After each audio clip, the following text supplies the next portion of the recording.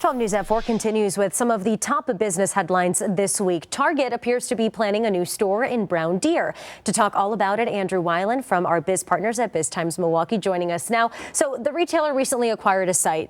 We were just talking about that. What are the details of that huge sale? The big thing is that this is a shopping center northeast of Brown Deer Road and Green Bay Road over there. That is mostly vacant right now, and there's a developer working on a big project to redevelop it. What we found out a few months ago, there were some clues that Target was in the works over there, although it wasn't officially announced.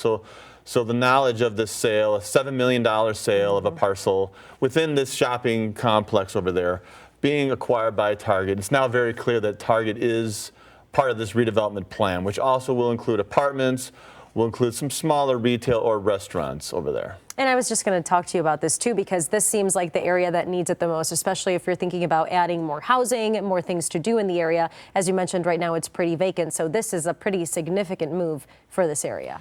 Yeah, well, the Brown Deer Road corridor has struggled for some time, especially because of the Northridge Mall downfall. Now that's quite a bit farther west, but still within that corridor we've seen a lot of retail decline for years. So having a Target come in there, I think people are going to be excited, who want to shop at Target are going to be excited for that. Otherwise, you're going to Bayshore, you're going to Grafton or Menominee Falls. Having that store, which is a popular store within that area, and into a shopping center that's right now mostly vacant is a big shot in the arm there. It's pretty huge. Let's talk about this. We also found out that Harley CEO and other board members will keep their job amid calls for their removal. Was this all a surprise to you as you were reading this? Not terribly. These things tend to play out this way, usually. Nevertheless, there's been a lot of drama over at Harley-Davidson. Last month, one of their board members resigned. He is the partner with an investment firm that owns a 9% stake in Harley-Davidson. After his resignation, he and the firm raised some serious concerns about the direction that Harley-Davidson has been going in. And they began a campaign to push for the removal of 3 other board members, including the CEO, who is planning to retire later this year. But for now, he's still in place and he's still on the board.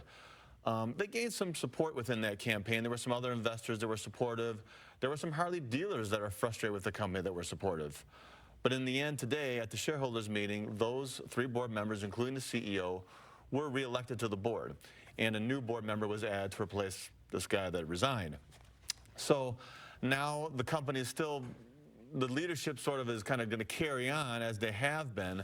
But obviously there's been concerns with Harley's declining results, and you need a new CEO to replace the one that's planned to retire.